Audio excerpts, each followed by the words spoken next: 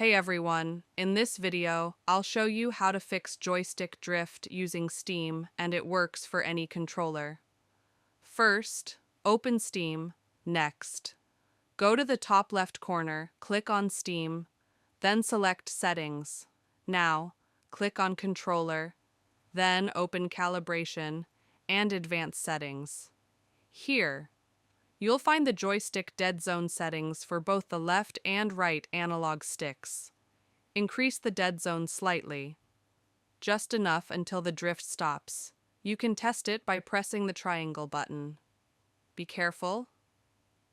Don't set it too high, or your movement will feel slow.